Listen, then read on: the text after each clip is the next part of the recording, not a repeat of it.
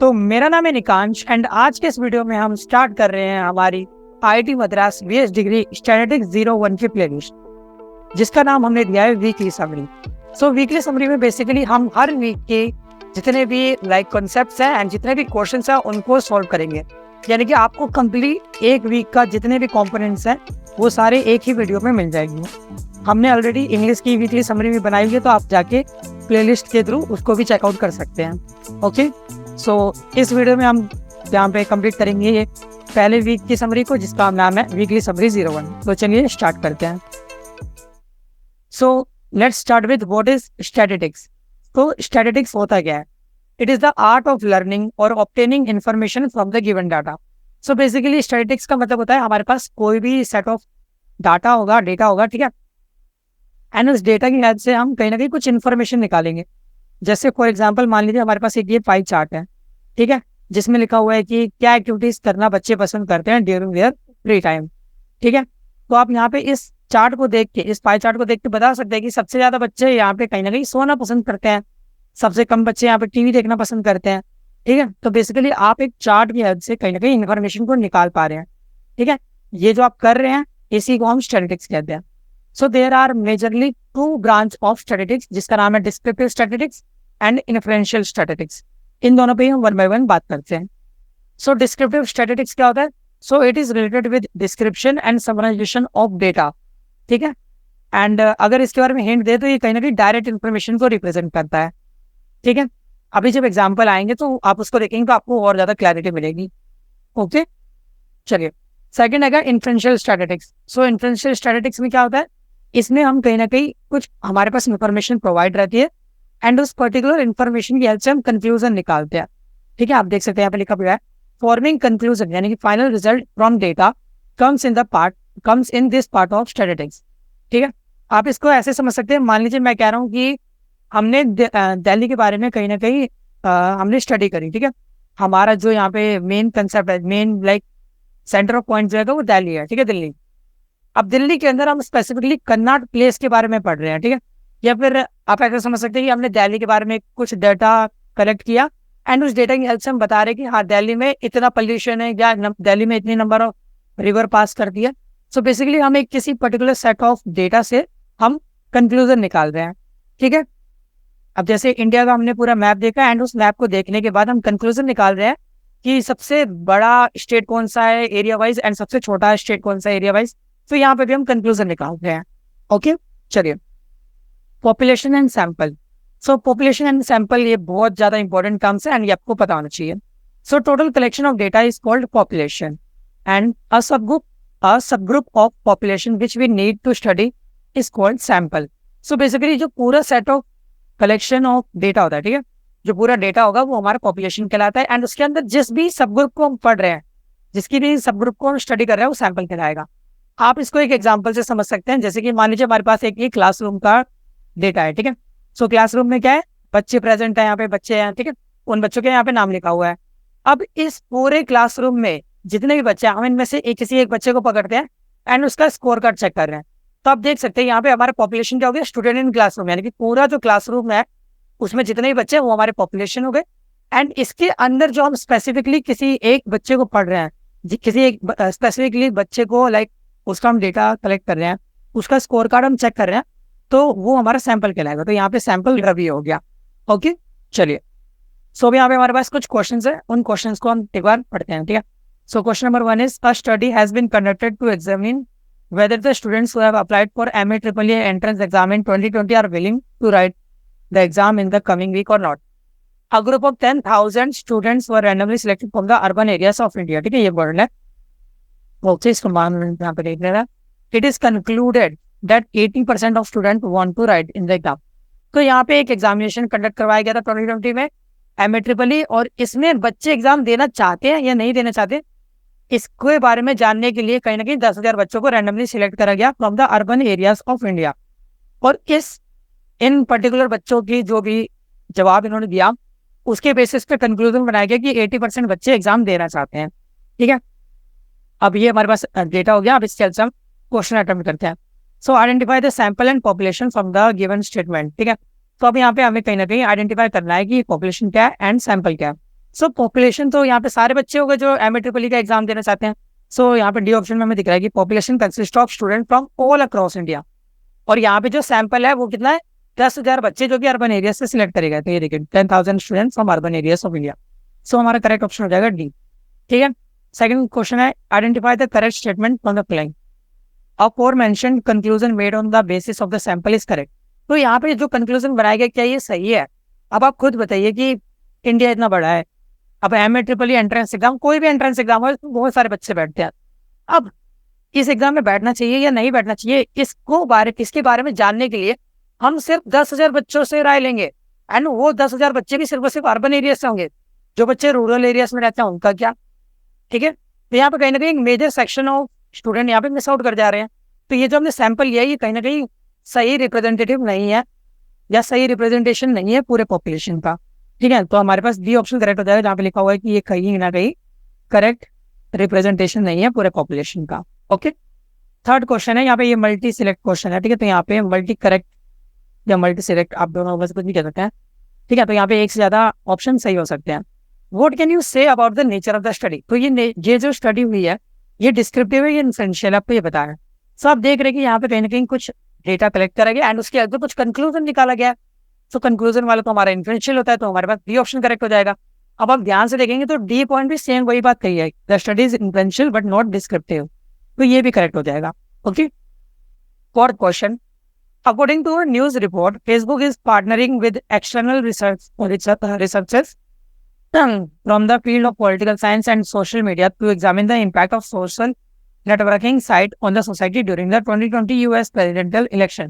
So basically Facebook ने यहाँ पे एक रिसर्च कंडक्ट करवाई थी जिसके बारे में वो इम्पैक्ट देखना चाहते थे कि जो सोशल मीडिया साइट होते हैं उनका क्या इम्पैक्ट पड़ता है सोसाइटी पे ड्यूरिंग दी इलेक्शंस। ठीक है, तो यहाँ पे लगभग 2 लाख से लेके 4 लाख यूजर्स को कहीं ना कहीं देखा गया था। मतलब जो भी रिसर्च हुई थी उसके अकॉर्डिंग ये बताया गया था कि 2 लाख से 4 लाख जो लोग हैं वो कहना चाहते हैं कि कैसे लाइक उनका क्या नजरिया था। ठीक है, सो बेसिकली यहाँ पे भी एक तरह से कंक्लूजन ही निकाला जा रहा है। ठीक है, तो हम यहाँ पे कह सकते हैं कि ये भी इन्फ्लुएंशियल हो गया। ठीक है, यहाँ पे कहीं ना कहीं हमने डेटा उठाया, मतलब रिसर्च उठाई, उस रिसर्च के हिसाब से हमने बता दिया कि 2 लाख से 4 लाख लोग जो है वो कहीं ना कहीं इस प्रोजेक्ट में पार्टिसिपेट करना चाहते हैं। ठीक है, फिफ्थ क्वेश्चन है choose the correct statement about descriptive statistics from the following.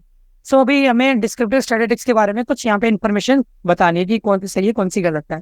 Okay, so descriptive statistics is concern with the drawing conclusion, नहीं कंक्लूजन के साथ तो हमें इन्फ्लुएंशियल ही रहता है। Descriptive statistics is concern with describing and summarizing the data, तो हाँ जी ये सही है, हमने पीछे देखा भी था, बकायदे यहाँ पे लिखा भी है description and summarization related with descriptive statistics. Okay, third आएगा descriptive study can be performed either on the sample और अ पॉपुलेशन। हाँ जी ये भी सही है। देखिए डिस्क्रिप्टिव स्टैटिस्टिक्स यहाँ पे सैंपल में भी करा जा सकता है, पॉपुलेशन भी करा जा सकता है, कोई यहाँ पे रोक टोक नहीं है। ठीक है, ओके, अब यहाँ पे डी ऑप्शन तो गलत हो गया क्योंकि चाइना सिर्फ सैंपल पे करा जा सकता है, नहीं पॉपुलेशन में भी कर सकते हैं।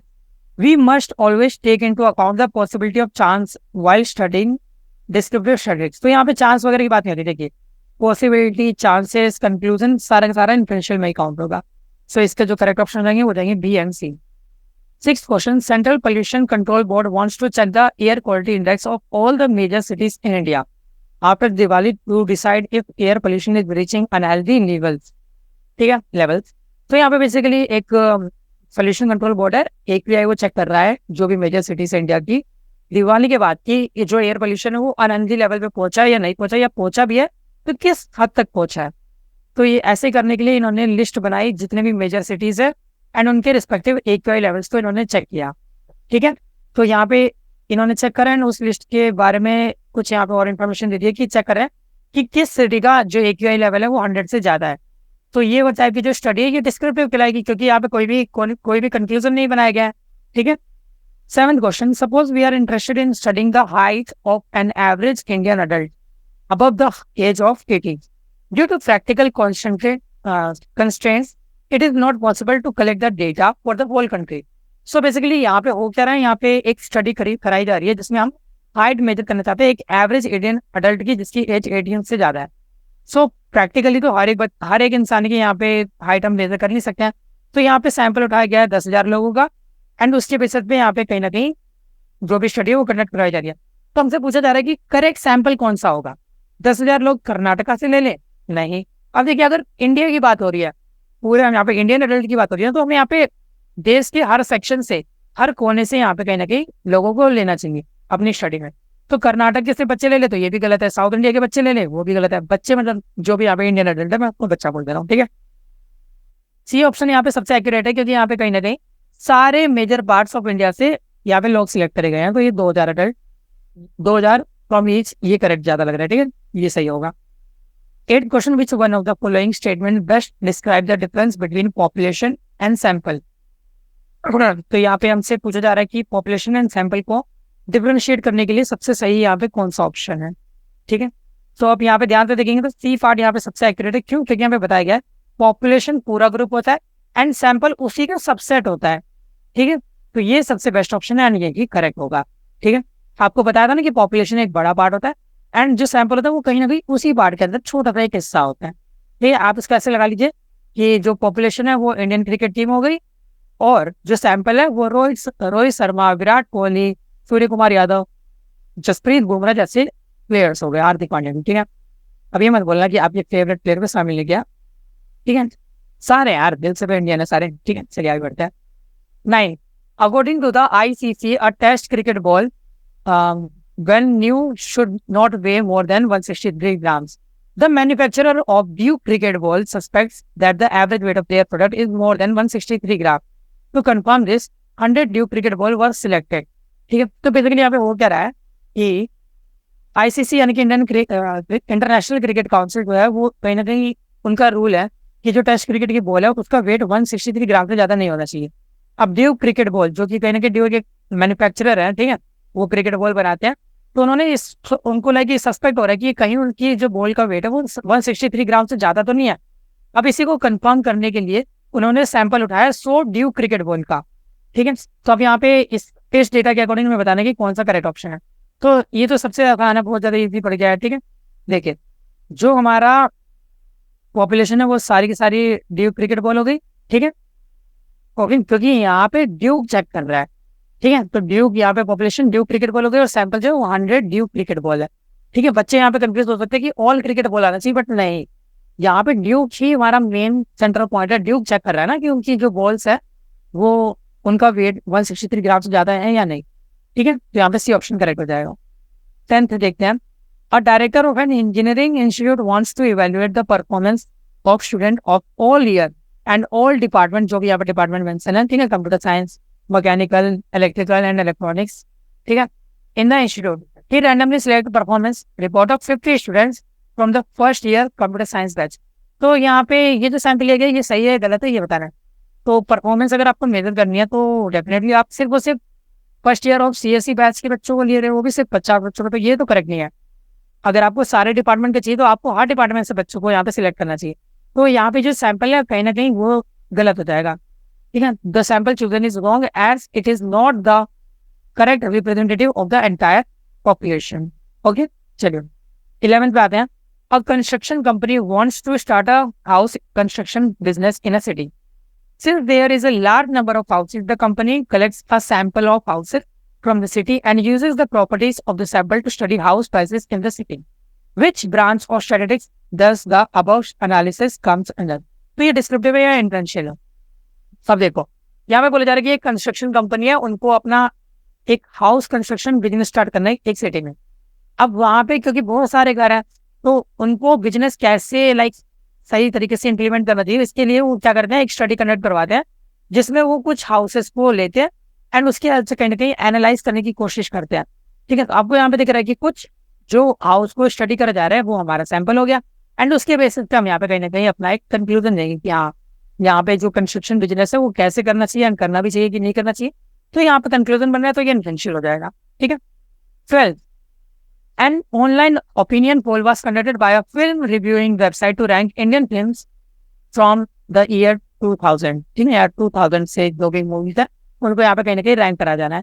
Among the 1000 film in the list, भाग मिल्खा भाग received the maximum number of votes, followed by Three Idiots and Swades respectively. तो यहाँ पे 1000 फिल्मों का लिस्ट बनाई गई एंड उस लिस्ट में भाग मिल्खा भाग को सबसे ज्यादा वोट मिले, देन थ्री इडियट, देन स्वदेश। अब ये वाला जो स्टडी है या ये वाली जो स्टैटिस्टिक्स की ब्रांच है वो कौन सी होगी? तो डिस्क्रिप्टिव हो गई। यहाँ पे भी कोई ना कोई लाइक डायरेक्ट डेटा, यहाँ पे कोई भी कंक्लूजन नहीं बनाया गया है, ये डिस्क्रिप्टिव के अंदर आएगा। ठीक है, चलिए अब आगे बढ़ते हैं। डेटा क्या होता है? A set of information is known as data. तो आपको पता ही है फॉर्म ऑफ डेटा। तो डेटा हमारे पास दो फॉर्म में एग्जिस्ट करता है, एक होता है स्ट्रक्चर्ड फॉर्म और एक होता है अनस्ट्रक्चर्ड फॉर्म। तो आप स्ट्रक्चर्ड फॉर्म में देख सकते हैं, यहाँ पे प्रॉपर टेबुलर मैनर में डेटा हमारे को मिला होता है। ठीक है, यानी कि मस्त टेबल वगैरह बनी होगी, सब सारा डेटा अच्छे से लिखा होगा।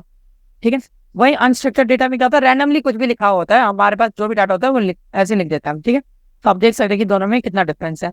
अब डेफिनेटली जो स्ट्रक्चर्ड डेटा होता है उसको समझना ज्यादा ईजी रहता है एंड कहीं ना कहीं ज्यादा बेनिफिट हमको प्रोवाइड करता है। केस एंड वेरिएबल क्या होता है? यहाँ पे हमारे पास दो टर्म्स आते हैं। सो केस का मतलब होता है it is a unit of observation. हम जिसको भी ऑब्जर्व कर रहे हैं वो हमारा केस कहलाएगा। एंड वेरिएबल, जैसे आपको पता है, वेरिएबल का मतलब ही होता है लगातार चेंज होना, वेरी करना। ठीक है, तो ये यूनिट ऐसी यूनिट होती है जो कि लगातार चेंज होती रहती है अक्रॉस द डेटा। ठीक है, अभी इसको हम और अच्छे से समझने के लिए डेटा को देखेंगे, टेंशन मत लीजिए। अब देखिए, जो यूनिट ऑफ वेरिएबल होती है वो हमेशा सेम होनी चाहिए। अब एक बार देख लेते हैं, आप इस एग्जांपल से समझिए। यहाँ पे हमारे पास टेबुलर फॉर्म में एक डेटा है, तो यहाँ पे आपको दिख रहा होगा ये जो नेम्स है, अंजलि, प्रदीप, वर्षा, दिव्या, थॉमस, ये हमारे केस कहलाएंगे, ये हमारे ऑब्जर्वेशन है, हम इनका डेटा देख रहे हैं। ठीक है, तो इवन आपको पता भी चला ऑब्जर्वेशन मतलब जिसको हम ऑब्जर्व कर रहे हैं, तो यहाँ पे हम इन पर्टिकुलर लोगों को ही ऑब्जर्व करेंगे ना। तो ये जो अंजलि, प्रदीप, वर्षा एंड ऑल है, ये सारे जो राइट टू लेफ्ट जा रहे हैं, यहाँ पे राइट टू लेफ्ट इनका ही डेटा गिवन है ना, तो ये हमारे केस कहलाएंगे, या फिर इसी का दूसरा नाम ऑब्जर्वेशन भी होता है। ठीक है, वही अगर वेरिएबल की बात करें तो वेरिएबल हो जाएगा नेम। ठीक है, अप टू डाउन हमारा। ठीक है, ये लेफ्ट टू राइट जा रहे हैं। ठीक है, अंजलि के बारे में सारा इन्फॉर्मेशन लेफ्ट टू राइट। यहाँ पे जो नेम है अप टू डाउन, ये जो जेंडर है अप टू डाउन, ये जो डेट ऑफ बर्थ है अप टू डाउन, ये सारा हमारा वेरिएबल होगा, क्योंकि देखिए लगातार ही चेंज हो रहा है। पहले अंजलि नेम था, देन प्रदीप बन गया, then Varsha, then Divya, then Thomas, ऐसे जेंडर पहले फीमेल था, then male, then female, then female, then male. तो ये लगातार वेरी कर रहा है। डेट ऑफ बर्थ भी ऐसे लगातार चेंज हो रहा है, मार्क्स लगातार चेंज हो रहे हैं। ठीक है, तो आपको ये समझ आना चाहिए कि लेफ्ट से राइट जाने में हमारे पास ऑब्जर्वेशन आता है एंड अप टू डाउन आने पे हमारे पास वेरिएबल आता है। ठीक है, अब इवन यहाँ पे आप देख भी सकते हैं कि जनरली ना टेबुलर डेटा रो का मतलब होता है लेफ्ट टू राइट जाना। ठीक है, जो यहाँ पे लेफ्ट टू राइट डेटा होता है इसको रो कहते हैं, अप टू डाउन जो होता है उसको कॉलम कहते हैं। तो जो रो होता है वो हमको केस रिप्रेजेंट करता है, एंड जो कॉलम होता है वो भी वेरिएबल रिप्रेजेंट करता है। ठीक है, आई होप ज्यादा फास्ट नहीं होना। अगर आपको थोड़ा सा फास्ट लग रहा है तो आप यहाँ पे कहीं ना कहीं जो डेटा स्पीड है उसको आप मिनिमम रख सकते हैं, मतलब बड़ा कम कर सकते हैं अपने हिसाब से। ठीक है, ज्यादा तेज लग रहा है तो स्लो कर लो, स्लो लग रहा है तो थोड़ा तेज कर लो। ठीक है, आप क्यों करें। Which are one of the following statement या statements are true in a structured data in a spreadsheet? Each observation must have its own row. हाँ, ये बिल्कुल सही। अभी हमने देखा था कि हर ऑब्जर्वेशन की खुद की रो होती है। ठीक है, left to right. Each variable must have its own column, ये भी सही है। For each variable the same type of data is recorded. हाँ, ये भी सही है। देखिए, अभी हमने पीछे बोला था ना यहाँ पे कि वेरिएबल की यूनिट सेम होनी चाहिए। आप देखिए, जैसे नेम है तो यहाँ पे सारे जो भी लिखा हुआ है वर्ड्स लिखे हैं। जेंडर है तो यहाँ पे एफ या एम लिखा हुआ है। डेट ऑफ बर्थ है तो यहाँ पे सेम फॉर्मेट है ना, पहले नंबर, देन महीना, देन साल। ऐसे मार्क्स में सारे न्यूमेरिकल डेटा लिखा हुआ है। बोर्ड में यहाँ पे इंग्लिश में लिखा हुआ है। ठीक है, जितने भी बोर्ड्स हैं। अब यहाँ पे लाइक जो क्या कहते हैं, लाइक आप ऐसे समझ सकते हैं जो भी यहाँ पे यूनिट है वो सेम है। ठीक है, चेंज नहीं होगा। चलिए, second question, what kind of data is lyrics of a song? एक जो सॉन्ग की लिरिक्स होती है वो स्ट्रक्चर्ड होती है, अनस्ट्रक्चर्ड? तो डेफिनेटली अनस्ट्रक्चर्ड होती है। कहीं पे सुर ऊपर उठते हैं, कहीं पे सुर नीचे आते हैं। ठीक है, कभी भी यहाँ पे सेम पेज पे हमारा जो लिरिक्स होती है वो नहीं जाती है। Okay, data is collected from people of every family living in a locality. एक लोकेलिटी, वहाँ पे जितने भी लोग रहते हैं उनके बारे में डेटा कलेक्ट करा गया। अब इस डेटा के अंदर उनका नाम, उनका सेकंड नेम, उनकी income, height, weight, blood group, house address, locality, ये सब देखा गया। अब हमसे पूछा जा रहा है कि इस पूरे सेट ऑफ डेटा में ऐसी कौन सी चीज है जो वेरी नहीं कर रही है, जो सबके लिए सेम है? नाम तो वेरी करेगा ही। एक लोकेलिटी में आप अपने घर के आसपास देखेंगे तो हर इंसान का नाम चेंज होता है, सेकंड नेम भी चेंज होगा, इनकम भी सबकी अलग अलग होती है, हाइट अलग अलग हो सकती है, वेट अलग अलग हो सकता है, ब्लड ग्रुप अलग अलग हो सकता है, हाउस एड्रेस भी इवन अलग अलग होगा, बट लोकेलिटी सेम रहेगी। ठीक है, लोकेलिटी तो सेम रहेगी ना। ओके, चलिए आगे बढ़ते हैं। तो यहाँ पे हमारे पास एक डेटा गिवन है। ठीक है, एंड हमसे यहाँ पे करेक्ट ऑप्शन सिलेक्ट करने के लिए कहा जा रहा है। ठीक है, तो आपको जैसे बताया मैंने कि लेफ्ट टू राइट जाने पे हमारे पास केस आता है एंड अप टू डाउन आने पे हमारे पास वेरिएबल आता है। तो आप देख सकते हैं कि 9 AM, 9:30 AM, 10 AM ये सारे केस हो गए। ठीक है, 9, 9:30, 10 ये सारे केस हो गए। एंड ये जो ऊपर से नीचे आ रहे हैं ना, टाइम, टेम्परेचर, रिलेटिव ह्यूमिडिटी, ये हमारे पास कहीं ना कहीं वेरिएबल कहलाएंगे। ठीक है, तो यहाँ पे यही लिखा हुआ है, D option, last option correct हो जाएगा। ठीक है, आगे बढ़ते हैं। Which one of the following examples are of unstructured data. तो अनस्ट्रक्चर्ड डेटा को हमें मार्क करना है यहाँ पे। ठीक है, तो वेब पेजेस जो होते हैं वो अनस्ट्रक्चर्ड रहते हैं, वीडियो फाइल्स अनस्ट्रक्चर्ड रहती हैं, इमेज फाइल्स अनस्ट्रक्चर्ड रहती हैं। ठीक है, फोन एड्रेस या सॉरी फोन नंबर जो होता है वो स्ट्रक्चर्ड रहता है। क्यों? क्योंकि यहाँ पे फिक्स फॉर्मेट है कि 10 नंबर का ही आपका फोन नंबर होना चाहिए। ठीक है, ईमेल एड्रेस का भी फिक्स है कि आप कुछ लिखेंगे देन @gmail.com आएगा। तो यहाँ पे भी फॉर्मेट सेम है। अगर फॉर्मेट सेम रहता है तो ये स्ट्रक्चर्ड में आएगा। ठीक है, चलिए 6th question, which one of the following statement are true, all the structured data have unit. ठीक है, नहीं, ऐसा तो नहीं है कि स्ट्रक्चर्ड डेटा का यूनिट्स नहीं हो सकता है। बहुत सारे डेटा जो स्ट्रक्चर्ड डेटा होता है उनका नहीं। जैसे आप देख सकते हैं सीरियल नंबर है, यहाँ पे 1 2 3 4 लिखा हुआ है, यहाँ पे कहीं भी इसके पास कोई यूनिट थोड़ी ना है। ठीक है, comment in a social media platform are structured data. Okay, हाँ जी बिल्कुल सही। यहाँ पे जो कमेंट होते हैं जो सोशल मीडिया पे आप करते हैं, इंस्टाग्राम, फेसबुक, व्हाट्सएप पे, ठीक है, चैट वगैरह पे भी मैं इंक्लूड कर ले रहा हूँ कमेंट नहीं। ठीक है, तो ये सारे स्ट्रक्चर्ड रहते हैं ना कि आप कुछ टाइप करते हैं, यहाँ पे आपने कुछ मैसेज लिखा, सेंड करा, देन उधर से वहाँ पे मैसेज का रिप्लाई आया, देन आपने मैसेज करा। तो यहाँ पे आप देख रहे हैं कि फिक्स फॉर्मेट है ना, ये एक साइड आपका है देन एक साइड उनका है। ठीक है, जिससे भी आप बात कर रहे हो, ठीक है, उनका कुछ फॉर्मेट होते हैं। चलो ओके, अगला है unstructured data can not be directly used to perform statistical analysis. तो अनस्ट्रक्चर्ड डेटा को हम यहाँ पे यूज नहीं कर सकते हैं। ठीक है, डायरेक्टली यहाँ पे सही है। देखिए हमारे पास जो डेटा होना चाहिए वो कहीं ना कहीं कुछ इस टाइप का होना चाहिए कि हम उसको यूज कर पाए, इसलिए स्ट्रक्चर्ड डेटा बेस्ट रहता है। ठीक है, ओके, लास्ट ऑप्शन गलत है। ठीक है, छोड़ते हैं। तो ये डेटा हमारे पास given है और हमसे पूछा जा रहा है कि स्ट्रक्चर्ड है क्या अनस्ट्रक्चर्ड। अगर आपको टेबल दिख रहा है तो ये स्ट्रक्चर्ड होगा। ठीक है, ओके, चलिए आगे बढ़ते हैं। 8 पे आते हैं। तो आप देख सकते हैं कि identify the variable and observation from the data. तो आपको यहाँ पे दिख रहा होगा कि अच्छा, एक मैं यहाँ पे करेक्शन करना चाहूंगा। ठीक है, आई थिंक मैंने थोड़ी सी यहाँ पे गलती कर दी है। जो कमेंट्स होते हैं ना वो स्ट्रक्चर्ड नहीं रहते। ठीक है, क्योंकि मैं भूल गया था। देखिए मैं एक बार आपको समझा देता हूँ। ठीक है, अपोलोजाइज करता हूँ मैं। ठीक है, आप बोल दिया, जब आप कमेंट करते हैं, मैसेज वगैरह करते हैं तो वहाँ पे फिक्स फॉर्मेट नहीं होता। हो सकता है आप लगातार 2 3 मैसेज कर दें, देन उधर से एक मैसेज आ रहा है, देन आप 3 4 मैसेज कर दें, तो यहाँ पे फॉर्मेट फिक्स नहीं हुआ ना, तो ये भी हमारा कहीं ना कहीं अनस्ट्रक्चर्ड में काउंट होगा। ठीक है, तो यहाँ पे इसका एक ही ऑप्शन करेक्ट रहेगा, वो होगा सी पार्ट। ओके, चलिए 7th का ए है। हाँ जी, ये सही है। देन आगे बढ़ते हैं। आइडेंटिफाई द वेरिएबल, हमें यहाँ पे वेरिएबल एंड ऑब्जर्वेशन बताना है कि करेक्ट क्या होगा। तो अगेन लेफ्ट टू राइट जाएंगे तो वो हमारा ऑब्जर्वेशन हो जाएगा, अप टू डाउन आएंगे तो वो हमारा वेरिएबल हो जाएगा। तो बी एंड डी ये करेक्ट ऑप्शन यहाँ पे बन जाएंगे। ठीक है, क्योंकि name, gender, amount of time, favourite artist, जितने भी ऊपर से अप टू डाउन आ रहे हैं वेरिएबल हो गए। एंड जितने भी स्टूडेंट्स यहाँ पे, चाहे वो डेविड हो, चाहे लाना हो, चाहे रिया हो, वो सारे हमारे ऑब्जर्वेशन हो जाएंगे। ओके, अब यहाँ पे हमें करेक्ट स्टेटमेंट बतानी है। स्टेटमेंट 1 है, amount of time Akash spent on painting is 0 hour. तो आकाश के डेटा के अकॉर्डिंग हम यहाँ पे देखिए, यहाँ पे 0 मेंशन नहीं है, यहाँ पे डैश डैश डैश की मैंने, तो यहाँ पे 0 नहीं बोल सकते। तो स्टेटमेंट 1 तो करेक्ट हो गया। और यहाँ पे सेकंड स्टेटमेंट सही है, क्योंकि यहाँ पे हमारे पास कोई भी कंक्लूजन नहीं निकाल सकते हम, क्योंकि डेटा हमारे पास गिवन ही नहीं है। ठीक है, तो ये सही है। तो 1 इज रॉन्ग, 2 इज करेक्ट। ठीक है, तो हम बोल सकते हैं ये सी ऑप्शन रहेगा। ठीक है, अब टाइप ऑफ डेटा की बात करें तो डेटा हमारे पास मेजरली 2 टाइप का होता है। एक होता है कैटेगोरिकल डेटा, एक होता है न्यूमेरिकल डेटा। नाम से ही आपको पता चल रहा होगा कि न्यूमेरिकल डेटा में नंबर आते हैं और कैटेगोरिकल डेटा में यहाँ पे कैटेगरीज आती है। अब कैटेगरीज आप ऐसे समझ सकते हैं जैसे जेंडर, जेंडर या तो फीमेल होगा या तो मेल होगा। ठीक है, आप ऐसी कैटेगरीज में आप और लगा सकते हैं, जैसे आपकी कास्ट हो गई। ठीक है, ओके, कास्ट सर्टिफिकेट आपका बनता है ना, general, OBC, SC, ST, EWS. ठीक है, तो यहाँ भी कैटेगरीज हो गई, यहाँ पे भी कैटेगरी आ रही है। अब क्रिकेट के मैदान में भी कैटेगरीज होती हैं, कुछ लोग बैट्समैन होते हैं, कुछ लोग बॉलर्स होते हैं, कुछ लोग विकेट कीपर बैट्समैन होते हैं, कुछ लोग यहाँ पे कोच होते हैं। ठीक है, तो आप ऐसी कैटेगरीज बना सकते हैं। ठीक है, न्यूमेरिकल में डायरेक्ट नंबर होता है। ठीक है, वेट हो गया, direct even serial number 1 2 3 4 5 6 7 8 9 10 etcetera, ये सब दिया सकता है। ठीक है, अब देखते हैं, जो कैटेगोरिकल डेटा होता है इसको हम क्वालिटेटिव डेटा भी कहते हैं, एंड जो न्यूमेरिकल डेटा होता है इसको हम क्वांटिटेटिव डेटा भी कह सकते हैं। आप इसको ऐसे याद रख सकते हैं कि जब भी आप शॉपिंग वगैरह करते हैं अमेजोन पे, फ्लिपकार्ट पे या कोई भी ई कॉमर्स साइट पे, तो आप वहाँ पे जब भी आप शॉपिंग करते हैं वहाँ पे दिखाता है कि आप कितनी क्वांटिटी सामान लेना चाहते हैं। अगर आप कोई पाउडर मंगा रहे हैं या कोई फोन मंगा रहे हैं तो क्वांटिटी पूछता है कि एक ही फोन चाहिए, 2 फोन आपको चाहिए। तो क्वांटिटी कहीं ना कहीं नंबर को रिप्रेजेंट करती है, कितने नंबर ऑफ मोबाइल आपको चाहिए, ठीक है। तो आप ऐसे याद कर सकते हैं, ठीक है। अब देखिए जो न्यूमेरिकल होता है ये भी फर्दर दो टाइप का होता है, एक होता है डिस्क्रीट, एक होता है कॉन्टिन्यूस। तो डिस्क्रीट में यहाँ पे डायरेक्ट नंबर होते हैं 1 2 3 4, लाइक टूटे टूटे अलग अलग होते हैं। कॉन्टिन्यूस में यहाँ पे हमारे पास रेंज गिवन रहती है 1 to 10, 10 to 20, 30 to 40।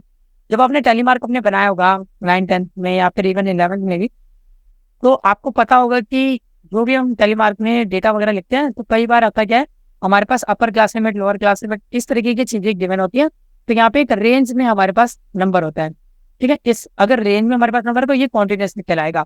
अब जो कॉन्टिन्यूस होता है इनके पास यूनिट होती है, जैसे कि केजी हो गया, मीटर हो गया, सेंटीमीटर हो गया, एक्सेट्रा। अब डेटा को हम फर्दर दो टाइप से और डिवाइड कर सकते हैं यहाँ पे, ठीक है। अब यहाँ पे ग्राफिकल फॉर्म की बात करिए तो या तो हमारा डेटा क्रॉस सेक्शनल होगा या तो टाइम सीरीज होगा। क्रॉस सेक्शनल का मतलब होता है डेटा रिकॉर्डेड जो कि किसी पर्टिकुलर टाइम पे करा जाता है, ठीक है। टाइम सीरीज का मतलब होता है नाम से पता चला कि यहाँ पे ये किसी पर्टिकुलर पीरियड ऑफ टाइम पे जो डेटा कलेक्ट करा जाता है उसको टाइम सीरीज डेटा कहते हैं।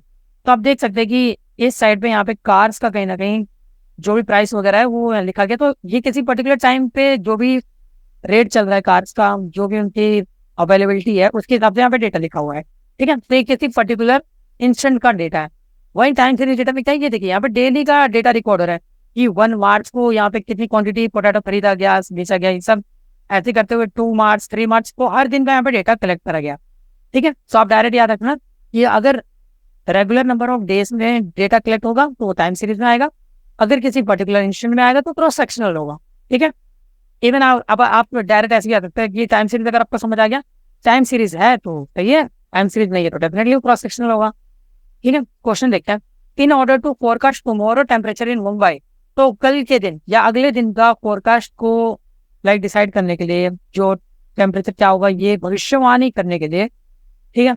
तो जो हमारा इंडिया मेट्रोलॉजिकल डिपार्टमेंट है, तो ये जो डिपार्टमेंट है ये बेसिकली आपको वेदर रिपोर्ट देता है, ठीक है।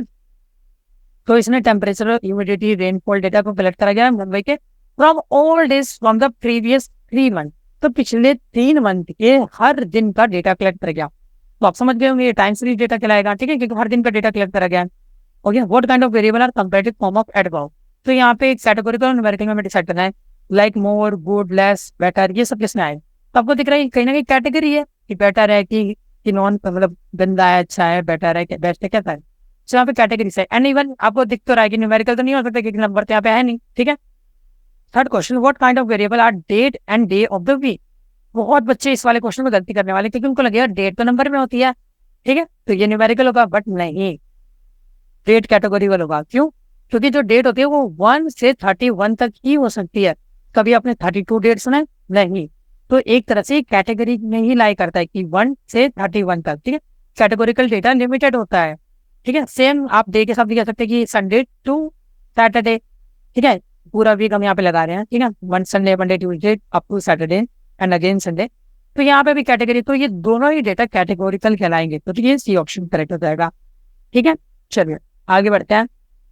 What kind of variable is latitude. Latitude आपने अपने ज्योग्राफी में पढ़ा होगी, ये कहीं ना कहीं एक तरीके का मेजरमेंट स्केल आप कह सकते हैं, ठीक है। तो ये न्यूमेरिकल होगा, कैटेगोरिकल होगा, कॉन्टिन्यूस होगा या डिस्क्रीट होगा, ये बताना है हमें, ठीक है। मल्टी सिलेक्ट क्वेश्चन है तो एक से ज्यादा ऑप्शन सही हो सकते हैं। तो ये पहली बात तो कॉन्टिन्यूस डेटा है, ठीक है, क्योंकि इसकी यूनिट होती है लैटिट्यूड, आप मीटर वगैरह में मेजर कर सकते हैं, ठीक है। ओके, एग्जैक्ट में कोई यूनिट याद नहीं बट इसकी यूनिट होती है, तो ये कॉन्टिन्यूस कहलाएगा, ठीक है। एंड इसके अलावा आप ये भी कह सकते हैं कि कहीं ना कहीं ये न्यूमेरिकल भी होगा, ठीक है। आप इसको हाइट से कंपेयर कर सकते हैं एक तरह से, ठीक है। जैसे हाइट होती है ना, न्यूमेरिकल डेटा होता है एंड कहीं ना कहीं कॉन्टिन्यूस भी होती है क्योंकि इसकी यूनिट होती है फुट, इंच, सेंटीमीटर, मीटर, ठीक है। Fifth question, during the great depression several countries across the world experience are rise in the rate of unemployment. तो जब बहुत ज्यादा तगड़ा डिप्रेशन चल रहा था, हर देश एक दूसरे से लड़ाई वगैरह कर रहा था, तो उस टाइम पे बहुत ज्यादा नुकसान हो रहा था हर देश का एंड कहीं ना कहीं इसके वजह से जो रेट ऑफ अनएम्प्लॉयमेंट था वो बढ़ रहा था, बेरोजगारी बढ़ रही थी। तो अनएम्प्लॉयमेंट रेट कितना था बिटवीन ईयर 1920 एंड 1942, ठीक है। तो यहाँ पे जो रिकॉर्ड करा गया था मंथली बेसिस पे डेटा, ठीक है। तो आपको दिख रहा होगा हर मंथ का डेटा रिकॉर्ड करा जा रहा है, तो ये भी कुछ टाइम सीरीज कहलाएगा, ठीक है। चलिए आगे बढ़ते हैं। Sixth question, number of days in a group of student to complete या to finish a school project है। तो कितने नंबर ऑफ डेज लग रहे हैं किसी बच्चे को या किसी ग्रुप ऑफ बच्चों को तो ये हमारा कैसा डेटा होगा, ठीक है, ये हमें बताना है। तो देखिए डेफिनेटली ये हमारा क्वांटिटेटिव होगा, क्योंकि नंबर ऑफ डेज है तो नंबर में आएगा, एंड ये डिस्क्रीट होगा, या तो एक दिन में कंप्लीट हो रहा है, 2 दिन में कंप्लीट हो रहा है, आप ऐसे बताओगे ना, आप ऐसे तो नहीं बोल सकते ना कि 1.5 डेज में मेरा कंप्लीट हो रहा है, नहीं, ठीक है। डिस्क्रीट का मतलब अलग अलग, एक दिन में, 2 दिन में, 3 दिन में। कभी आपने सुना है कि मैं 1.5 दिन में काम करके दे दूंगा, ऐसा नहीं होता है, ठीक है। बोलने को हम नॉर्मल लाइक बोलचाल में बोल लेते हैं, बट ऐसे एक्यूरेटली नहीं हो सकता है, ठीक है। 7th question, what kind of variable is the qualification of a candidate sitting for a job interview. तो जब आप जॉब इंटरव्यू में जा रहे हैं तो उसकी जो क्वालिफिकेशन है वो कौन सा वेरिएबल कहलाएगी, ये आपको बताना है। तो देखिए क्वालिफिकेशन क्या हो सकती है, 10th class, sorry 10th pass, 12th pass, graduate, under graduate, post graduate, PhD, ठीक है, या डिप्लोमा होल्डर। यहाँ पे अलग अलग क्वालिफिकेशन डिग्रीज होती हैं। अब आपको दिख रहा होगा कि सिर्फ इतनी ही होती है, तो यहाँ पे बेसिकली कैटेगोरिकल है, यहाँ पे कोई नंबर का कोई चेंज नहीं है, तो ये हमारा कैटेगोरिकल डेटा क्यों आएगा, ठीक है। कैटेगोरिकल इसी का दूसरा नाम क्वालिटेटिव भी होता है। ओके, चलिए आगे बढ़ते हैं। 8th क्वेश्चन है, suppose one is interested in calculating the weight of a bag in KG. तो यहाँ पे किसी के बैग का वेट मेजर करना है जो छूट चुका है एयरपोर्ट पे, पर या फिर एयरपोर्ट पे जाने से पहले, ठीक है, कोई चेक करना चाहता है, तो यहाँ पे कौन सा वेरिएबल कहलाएगा। तो आपको दिख रहा है कि यहाँ पे यूनिट है, अब वेट होगा नंबर में, तो ये हमारा क्वांटिटेटिव तो होगा, हाँ, बट इसके पास यूनिट भी है। अगर हमारे पास कोई न्यूमेरिकल डेटा है जिसके पास यूनिट है तो वो कॉन्टिन्यूस कहलाएगा, मैंने आपको बताया था ना यहाँ पे, ठीक है। तो ये हमारा कॉन्टिन्यूस कहलाएगा, तो ये ऑप्शन बी किसका करेक्ट हो जाएगा। स्केल ऑफ मेजरमेंट, ये बहुत ज्यादा कॉम्प्लेक्स टॉपिक लगता है बच्चों को, बट मैं आपको इसको बहुत सिंपल तरीके से समझाने की कोशिश करता हूँ। सो बेसिकली हमारे पास 4 स्केल ऑफ मेजरमेंट होते हैं, जो कि आपको नेम बस पढ़ के ही समझ आ जाएगा। Nominal, ordinal, interval, ratio. Nominal में basically direct name, gender, blood group ये सब आते हैं, एंड यहाँ पे ऑर्डर का कोई महत्व नहीं होता है, ठीक है। याद रखना कि ये इकलौता मेजरमेंट स्केल है जहाँ पे ऑर्डर की कोई अहमियत नहीं है, बाकी सारे स्केल में ऑर्डर की अहमियत होती है, ठीक है। ऑर्डिनल का तो मेन काम ही नाम से पता चले कि यहाँ पे ऑर्डर इंपॉर्टेंट रहता है, यहाँ पे रैंक का इंपॉर्टेंट रहता है, यहाँ पे रेटिंग इंपॉर्टेंट रहती है, या फिर ये सारी चीजें कहीं ना कहीं ऑर्डिनल स्केल में लाई कर सकती हैं। इंटरवल में इंटरवल होता है 20 to 30, 30 to 40, ठीक है, जहाँ पे कोई भी एब्सोल्यूट वैल्यू नहीं होती है, ठीक है, कोई भी एब्सोल्यूट जीरो एग्जिस्ट नहीं करता, ये आपको याद रखना है।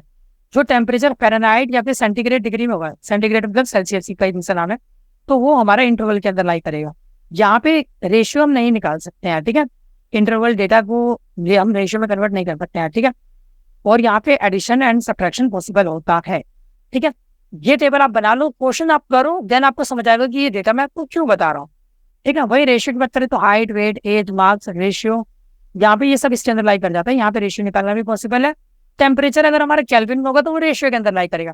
टेम्परेचर वाली बात याद रखना कि फ़ारेनहाइट और सेंटीग्रेड में होगा तो इंटरवल, अगर केल्विन में होगा तो रेशियो में आएगा। यहाँ पे addition, subtraction, multiplication, division and even zero value भी पॉसिबल है। यहाँ पे एब्सोल्यूट जीरो भी एग्जिस्ट करता है, ठीक है। अब ये जो नॉमिनल एंड ऑर्डिनल है ये कैटेगोरिकल डेटा में लाई करते हैं, एंड ये जो बाकी के दो हैं इंटरवल एंड रेशियो ये हमारे न्यूमेरिकल डेटा में लाई करते हैं। ओके, चलिए क्वेश्चन करते हैं अब। A courier service is interested in knowing your customer feedback.